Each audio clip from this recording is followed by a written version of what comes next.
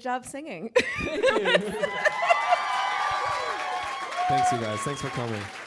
That was pretty great. The last time I saw you perform those songs was, I guess, about 4 months ago now, and you just seem even more like at ease and comfortable singing them, and in such a short time. Thanks. Yeah, at the first it was a bit terrifying the first few times singing them anywhere besides my own house or like in a recording booth. It was a very new experience. So now I can really enjoy the singing now, which is really fun. You're chill and you have all the comforts of home, apparently. So this album marks many, many firsts for you, but I think one of the biggest is really your debut as a songwriter. You worked on all the songs on the album. So tell me about the first song that you wrote for it that really made you feel like, okay, I feel like a real songwriter now. Ooh, that's a good question. I have kind of a dual answer. The first would be literally the first song that I wrote for the album was called Runaway. And it's the only one on the record that is completely written by myself.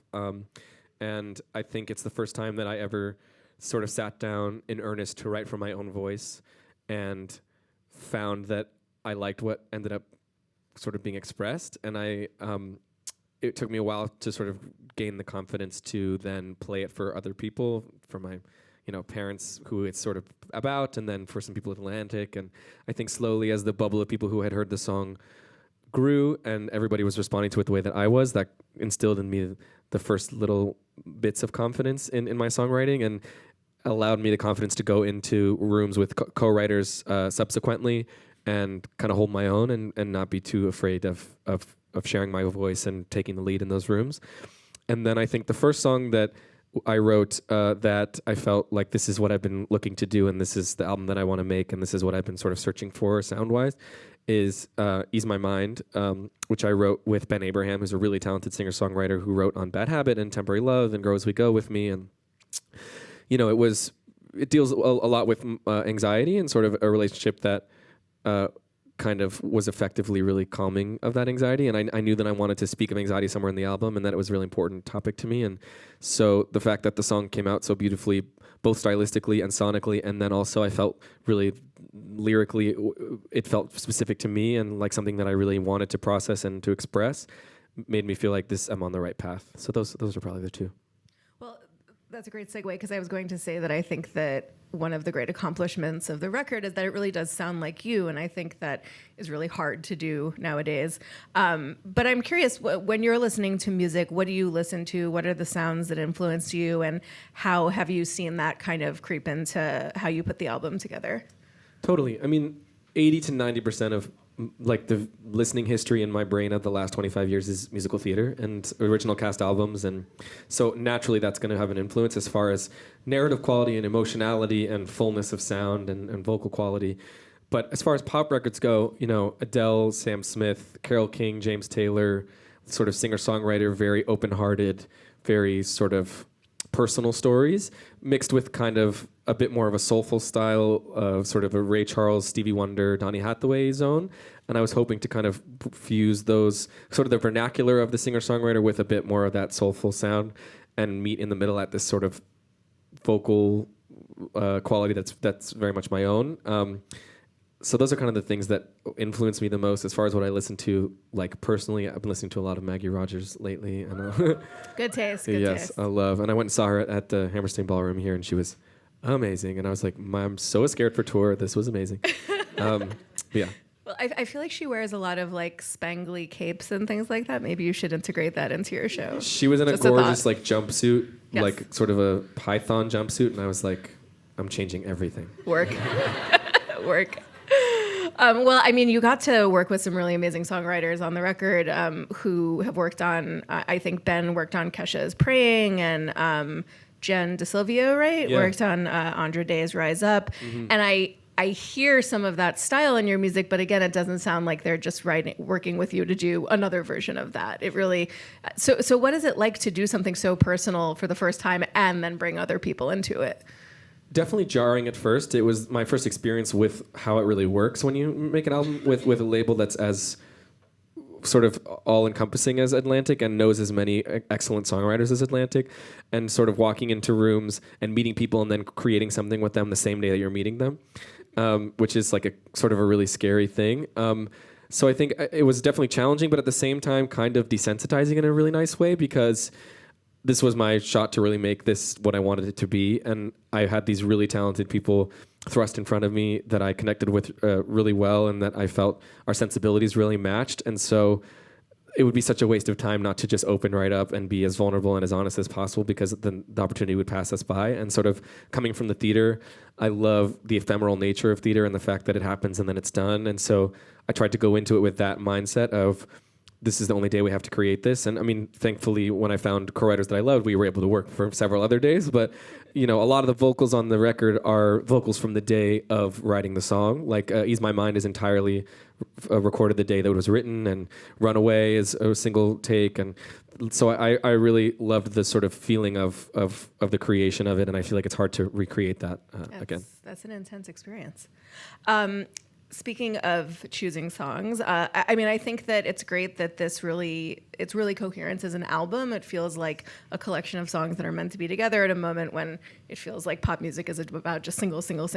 But you did choose a first single to be Grow As We Go. So I'm curious how I mean, picking a first single must be like, I guess, picking a favorite child or something. But how do you do impossible. I was very against, like, I mean, everyone kept saying to me, like, you're in the music business, there's going to have to be some semblance of a single. And I was like, yeah, but it's a body of work, and there's so many different feelings and flavors and sounds, and I'm too afraid to choose one baby.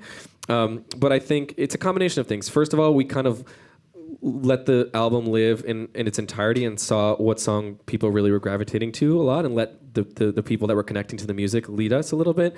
And then additionally, you know, I think that something I'm generally probably known for is a bigger, louder, sort of belty sound that's very full and has a lot of, you know, vibrato, and of course that's my favorite stuff to sing. But I was really in love with the idea that this song was something subtler and quieter and sort of just a smaller moment. And I think above all else, it's just a really beautiful song that I feel expresses something really universal in a way that hasn't quite been expressed. And I wrote it with Ben Abraham, of course, and with a really talented writer, Alex Hope. And it came at a time when I was towards the end of a relationship, when I went to Disneyland for the day, and we were together all day. And then I was driving home in the car, and we were talking about, you know, the fact that we both had a lot of growth still to do on our own, and we weren't sure if that was going to be able to happen while we were together, and if we needed to break up to do that.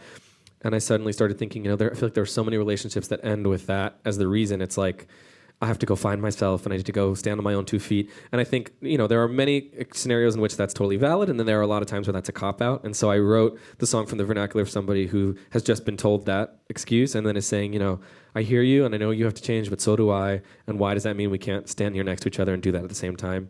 And I think people have connected to it because you can, I think, find a way in on the positive side, in the sense that you find that you're in a relationship where you feel that really is the case and you've been able to grow together. Or I think there's a melancholiness to it if it eventually didn't really work out, and that you did have to break up to find who you were. It sounds like songwriting is like self-psychoanalysis. Truly. Like, I thought that Taylor Swift was what did you learn about yourself doing all this?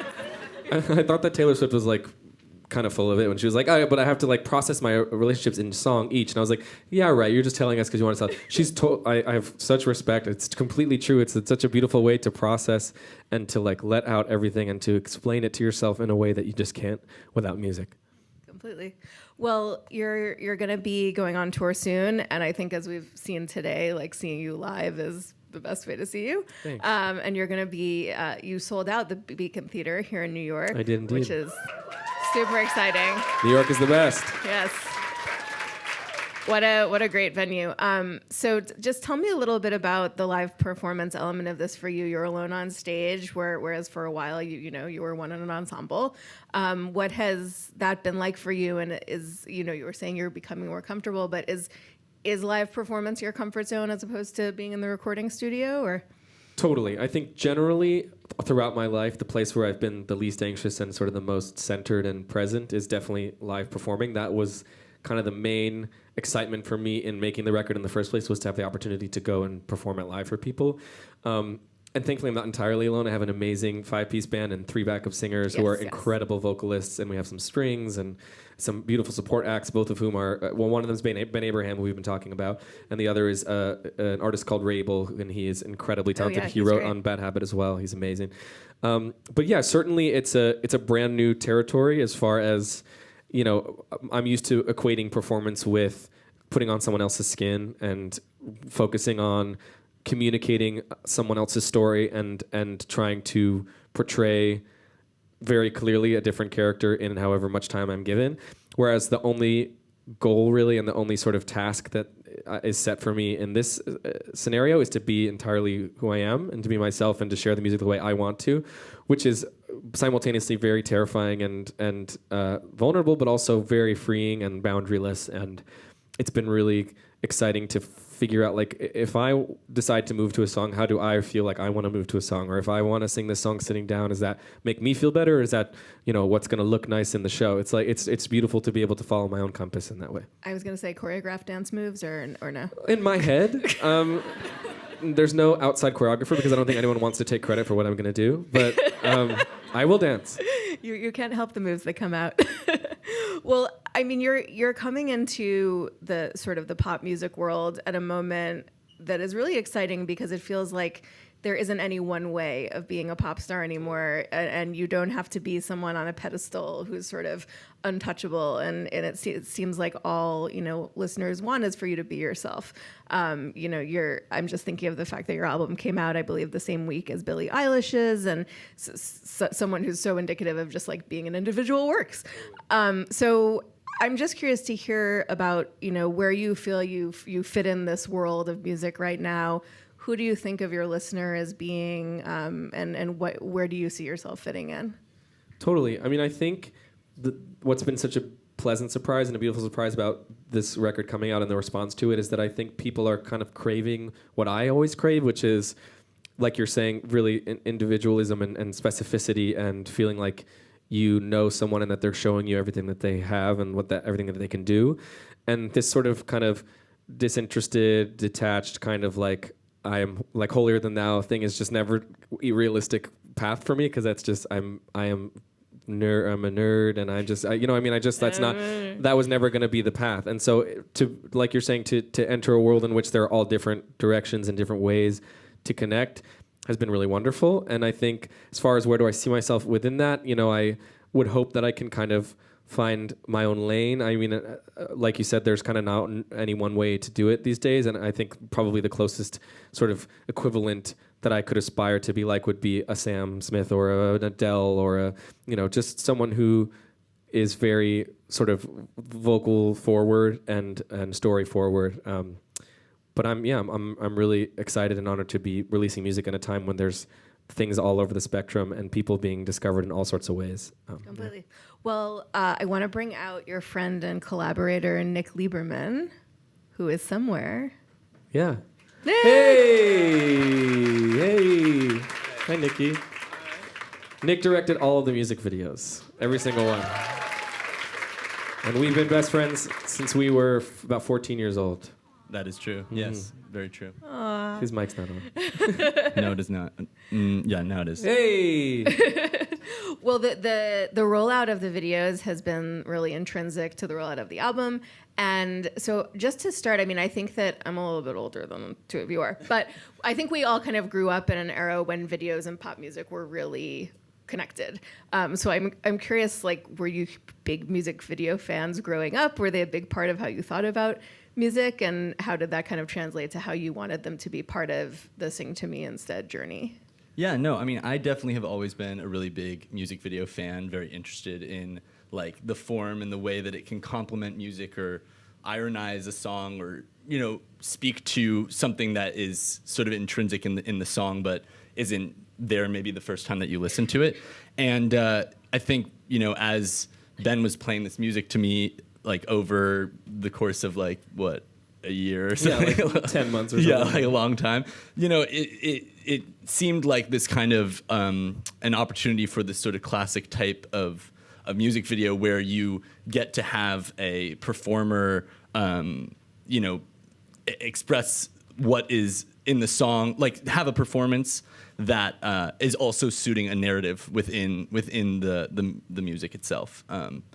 because all the songs were so connected and so well sequenced already, it seemed, I was always excited when when music videos would work that way. I was going to say they do feel, I mean, they're obviously very cinematic and beautiful to watch, but they do feel very purposeful. Like they're narrative driven, and it's not just Ben like soulfully staring into the camera while building. Totally. Not that there would be a problem with that, but No, that'd be great. Yeah, we'll do that next. Was like way more uncomfortable with that than I thought I would be. Even in the bits that we do have to do that, or like in Temporary Love, I was just like, it's just, we always come from a place of narrative. We've been making, like videos together of many different kinds for many years, whether that's like promo videos for our school dances or with our improv groups or like comedy music videos, just always from a place of story, because both of us are, pretty narrative people, and For sure. Nick is a narrative filmmaker primarily, and I think we wanted to utilize, like he said, sort of the connective cohesion of the whole album, and also the fact that I am an actor, and that's something I really wanted to be able to showcase and utilize in performing the record. And I think the songs are made more powerful by context, and so naturally. Yeah, I think anybody who's seen any of Ben's work, which I'm sure all of you have seen, can see that he's the kind of performer who, is able to fill out a full life, a full natural life that you're not even seeing on camera in that particular scene. And so to write something or create something where that real life was kind of your own life without it being too like, whatever, like In my own house. exactly. Yeah, no, that's not his actual house. But yeah, that seemed like an opportunity to use what's so great about what Ben does, I kind of want to know now, what were your school dance promo videos like? They're still on YouTube. Yeah, they're hard to find, but they're there. they're out there somewhere. One of them, I'll tell you about one of them when you tell me the other one. Go ahead. One of them is a dating show. So it's semi-formal is the name of our dance, and one of them is a dating show of people looking for dates to semi-formal. And it's like a very strange structure where like sometimes the girl picks the guy, but sometimes the guy picks the girl, and then at the end you get to decide like if you will or will not go together. And my We weren't character picked up for a second season. No, we were not. Certainly not. And I was Sandrine, and I just remember that my fashion heroes were Dina Lohan. Yeah, And, I think that was. and that's about, and I like all I Cocker got. Spaniels. That's it. That was it. And then the other one was, the other one was too insane. Us trying to figure out what we should do as a prom video. It had this whole meta narrative, and then we interviewed people around Hollywood and Highland and asked them to say what they would like to see in a prom video. And then It was so meta. It was like, we don't know what to do for this prom video, so let's interview people about what they would like to see in a prom video, and then make a prom video about It that. was, Normal high schoolers. yeah, we I was gonna definitely. say, did people appreciate the avant-garde approach, or maybe you lost it? We put in some like good inside jokes, like for the high schools, Yeah. just like kids, for when we screened it, so there was things that they like laughed at and screamed at. Yeah. But generally, the concept kind of went just Yeah, I way think people over. were- yeah, confused. Primarily confused. Yeah. Well, shortly before I came here today, I saw on the Twitter that the video for Older is out. So I think we're going to get to watch it. But first, maybe you guys can tell us a little bit about the concept and kind of how it came together. Yeah, well, this was the fifth video that's coming out, and the fifth video that we made, and so we wanted to find some story that spoke to the themes, or multiple stories that spoke to the themes that are so clear in Older. And we built this kind of world that Ben had been living in, and this set of ideas and this role that he had been playing in his own narrative, and to see how those same themes, or like what Ben was representing in his own life and starting to learn in terms of moving on and the end of or Grow As We Go, have that play out, have him sort of be a figure in three other stories. Yeah, and I think it's, we had a lot of really talented actors working on it, and we showed sort of three different walks of life and different ways in which kind of the message of the song and the sort of purpose of the reminder of being in the present can affect people in different walks of life at different times in life. And I'm sort of just like the conduit of that. So yeah. Great. So I guess we can watch Older now. Should we get out of the way? Shall we? Or do we stay? Oh, What do we do? we should move, right? We should move. I was walking down 57th Street towards Park with the same old song in my same old heart, making plans I'm gonna do when I get older. Past a gray-haired man and I found his eyes. It's like he knew my thoughts and he read my mind, saying life is gonna find you when it's supposed to. Felt my feet stop short and I turned my head, tried to lean into every word he said. Then he said, when you are younger, you wish you're older. Then when you're older, you wish for time to turn around. Don't let your wonder turn into closure. When you get older, when you get older.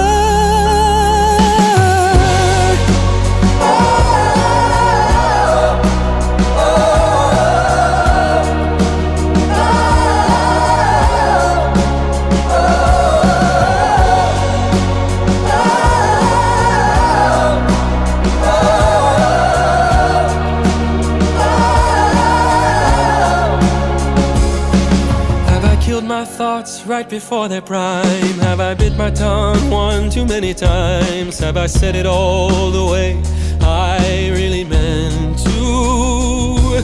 If I wait till my tomorrow comes, is the waiting all I've ever done?